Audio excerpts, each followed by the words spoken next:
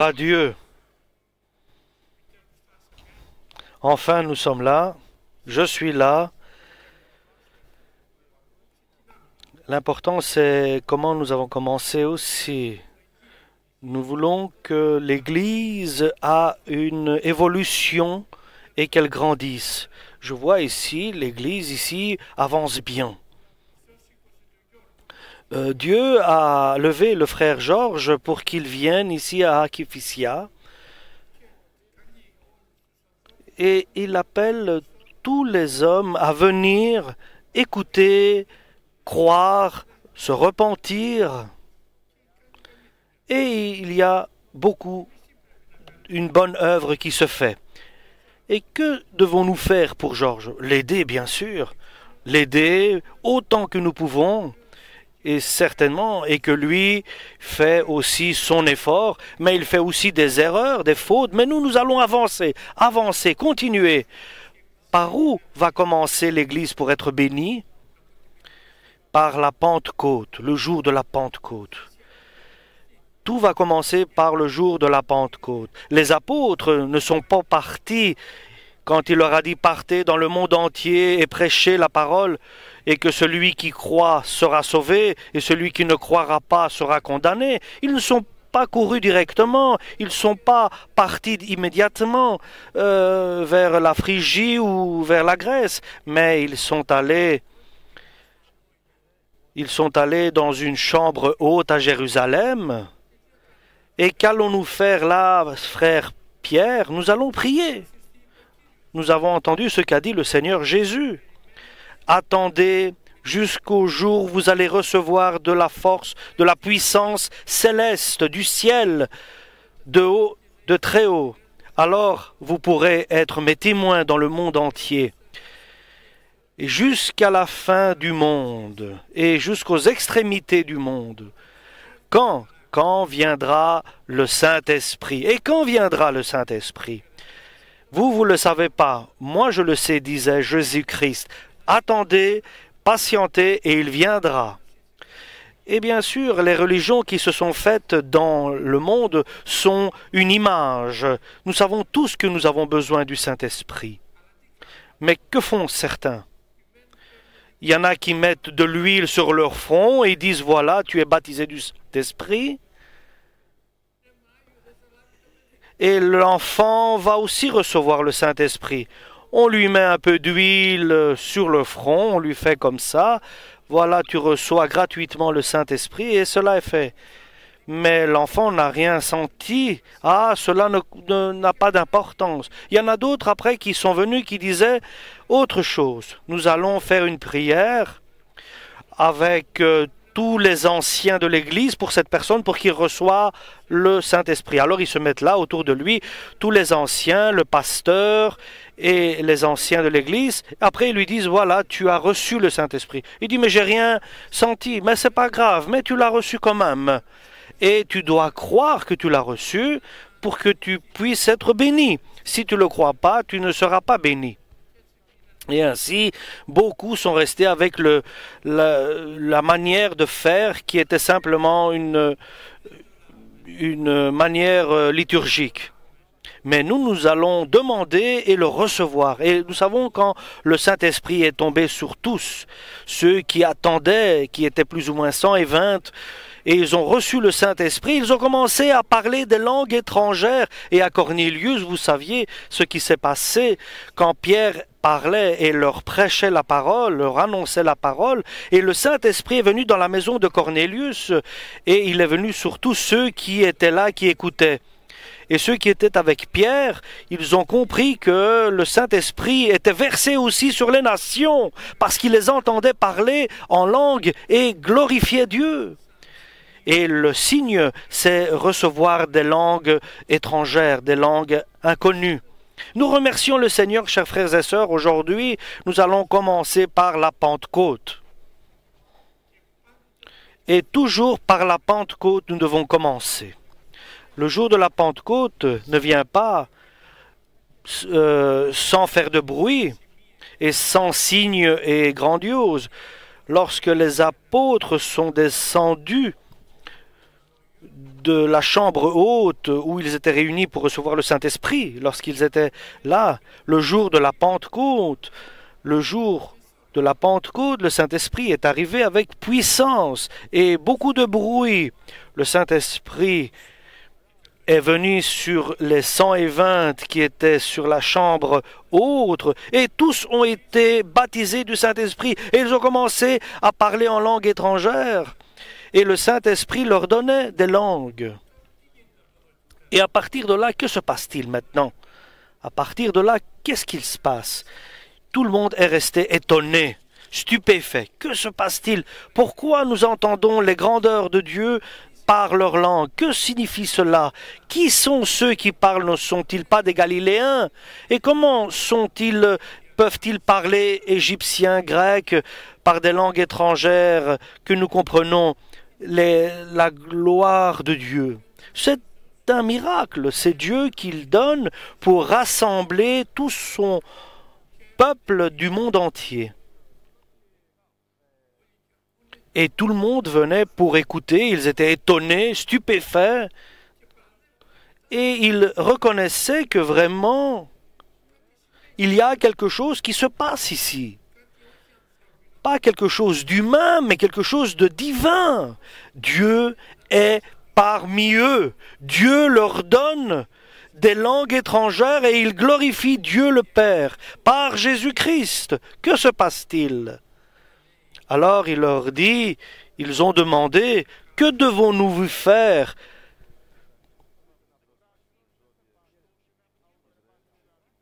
Que devons-nous vous faire?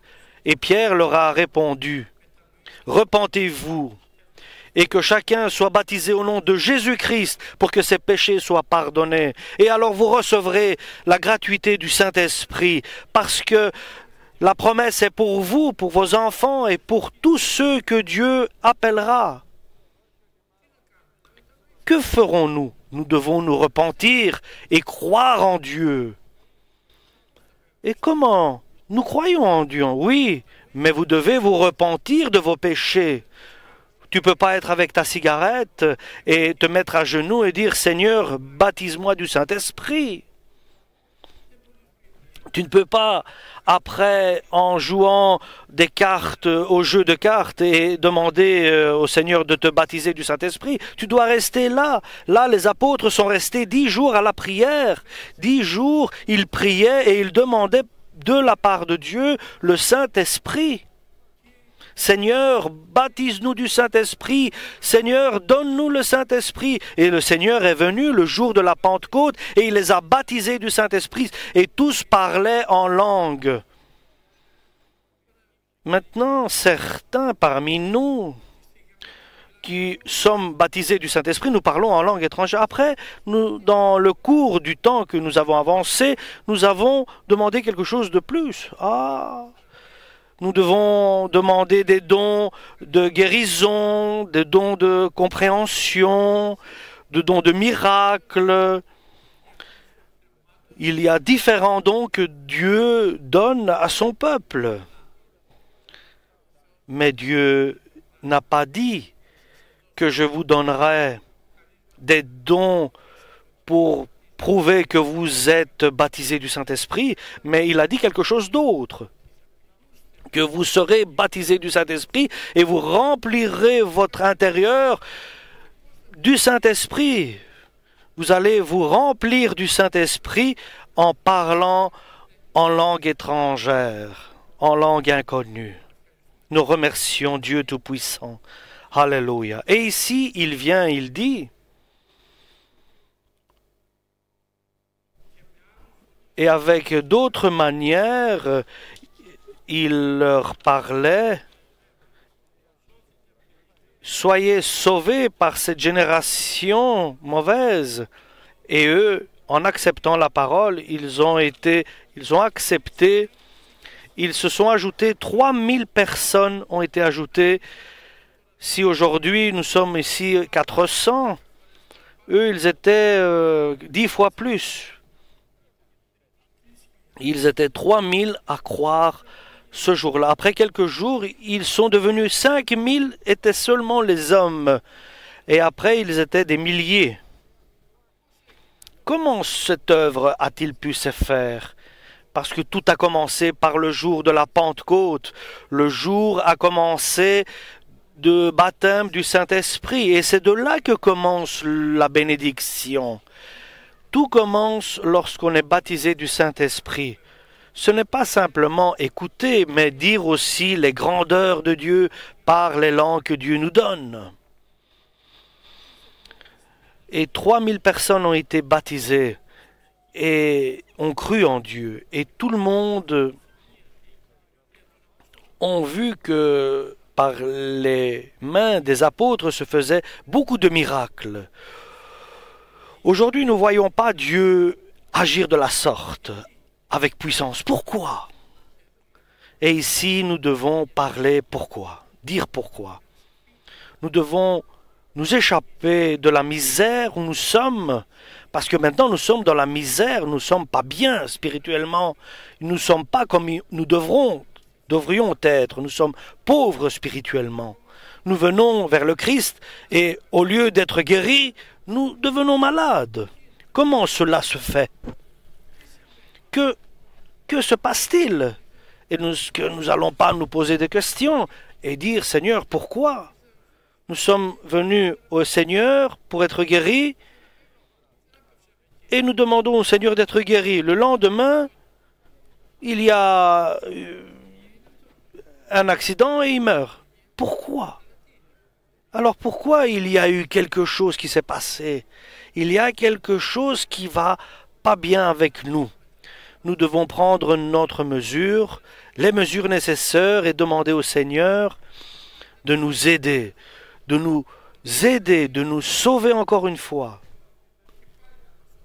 et de nous aider encore une fois. Nous avons besoin d'un salut, nous avons besoin de bénédiction, nous avons besoin que Dieu vienne dans notre vie. Et pourquoi viendrait-il dans notre vie? Parce que nous n'allons pas bien. Tout le monde est malade de la grippe, nous aussi. Tout le monde est malade de différentes maux. L'autre est tombé par terre, il s'est cassé, comme par exemple moi, je ne vais pas bien. Nous n'allons pas bien. Nous devons nous arrêter et dire, Seigneur, que devons-nous faire? Comment nous devons avancer? Nous devons nous repentir, pleurer et demander Dieu spirituellement et d'aimer notre frère encore plus, être plus charitable et aimer notre prochain comme nous-mêmes. Alléluia. Et nous allons aimer notre Seigneur, notre Dieu de tout notre cœur et notre frère, notre prochain comme nous-mêmes. Que devons-nous faire, Seigneur? Souvent, nous pensons que si nous mettons certaines choses et que nous les mettons en ordre, nous allons améliorer notre situation. Mais après, nous les oublions et nous recommençons les mêmes fautes. Et ici, le Seigneur, il vient et il fait un grand miracle. Il y avait un paralytique, lequel, connu de tous, il était là à la porte et il demandait de l'aumône. Et là passaient Pierre et Jean. Et quand Jean est passé avec Pierre, le paralytique, il a étendu sa main et il a demandé, vous pouvez donner une aide? Pierre, il met sa main dans ses poches et il dit, de l'aide, quelle aide veux-tu? 1 euro, 50 cents, ou aider quelque chose pour moi, pour que j'aille mieux. Et Pierre, rempli du Saint-Esprit à cet instant, il dit, de l'argent et de l'or je n'ai pas, mais ce que j'ai, je te donne. Au nom de Jésus-Christ, lève-toi et marche. Et il dit, pourquoi me regardes-tu? Il prend par la main, il le lève et lui dit, marche maintenant. Et le paralytique se lève et il il était né paralytique et il s'est mis à marcher. Il est allé par-ci, par-là, celui qui était handicapé de naissance. Et que se passe-t-il maintenant pour lui? L'homme était paralytique et maintenant il se tient sur ses pieds. Si quelqu'un est paralytique de sa naissance,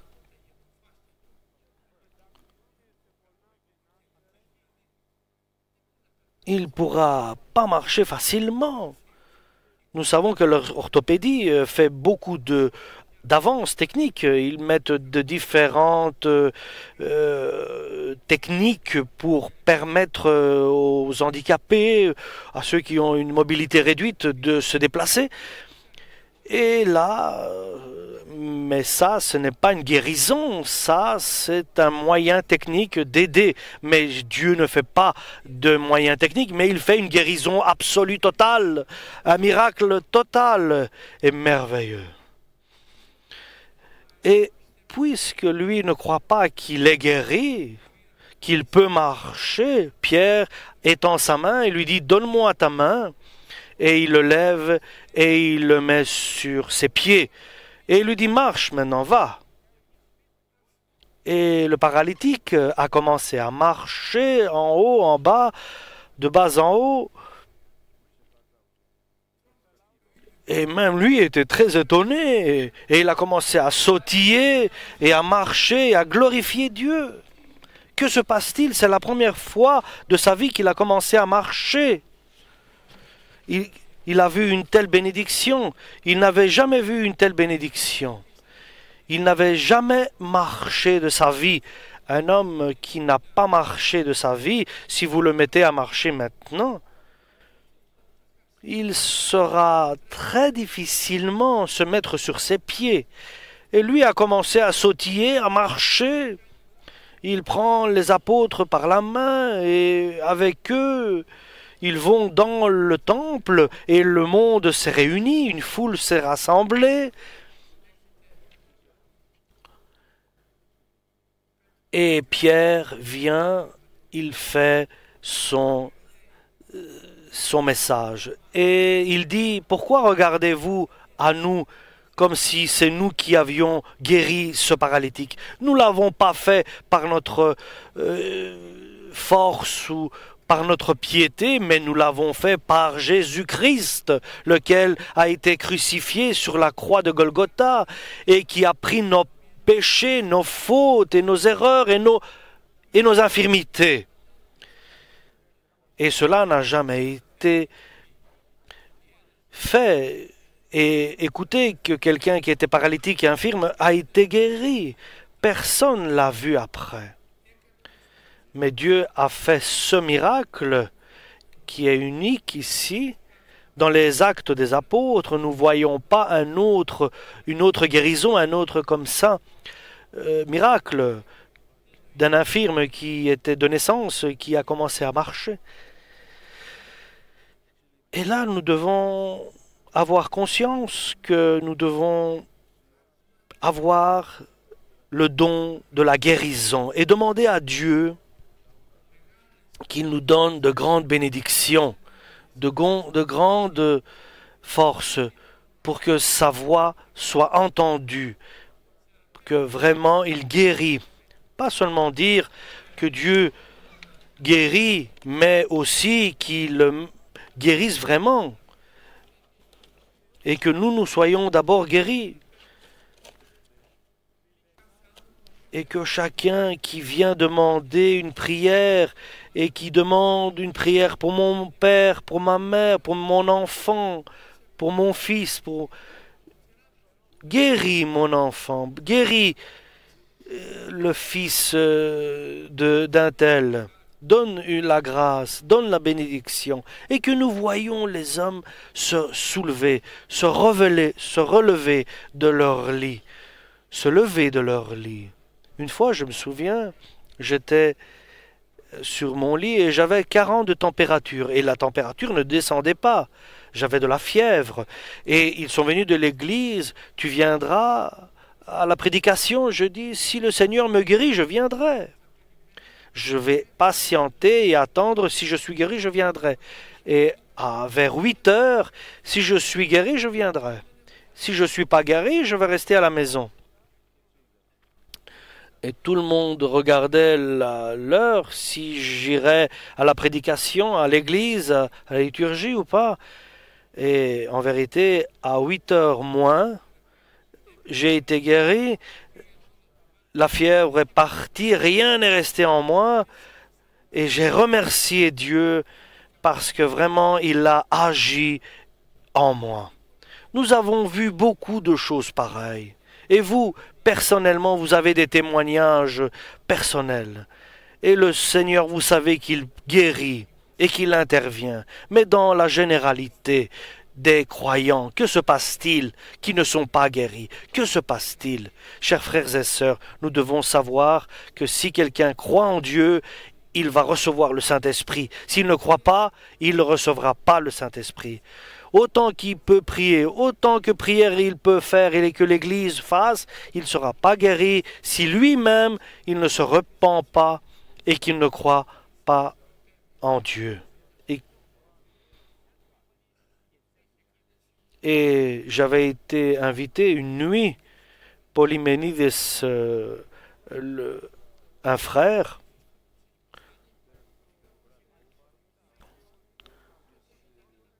et à cette époque-là, Georges, il m'a invité, j'ai été le voir comme docteur que je suis, il avait de la fièvre, je lui ai fait une intervention médicale, et je lui ai demandé d'aller chercher un tel médicament. Et le Seigneur m'a rempli du Saint-Esprit, et je dis, rends-moi le document que je t'ai demandé pour prendre un médicament. Et j'ai déchiré ce papier. J'ai dit, ton fils est guéri. Comment est-il guéri? Mais maintenant, tu viens de voir qu'il avait de la fièvre et qu'il avait un tel... Je dis, ton fils est guéri. Il regarde son fils. Il avait 36,6 de température. C'était quelque chose qui nous a étonnés profondément et en même temps, il nous a été béni. Nous aimons le Seigneur et le Seigneur nous aime aussi. Et nous allons vers lui et il vient aussi vers nous. Nous parlons pour lui et lui, il parle pour nous. Et cela est dans notre intérêt. Si vous confessez mon nom, moi je vais confesser votre nom devant mon Père et devant les saints anges. Je vais confesser votre nom. Je vais dire vraiment, lui, il est notre enfant. Nous remercions le Seigneur. Chers frères et sœurs, nous sommes très bien heureux parce que nous avons le Christ. Nous sommes bien heureux parce que nous aimons le Christ. Et nous croyons que le Seigneur fera de grands prodiges et miracles parmi nous. Si nous restons fidèles, ne cachez pas votre péché, ne cachez pas vos erreurs. Mais l'important, c'est de les corriger les erreurs et les fautes.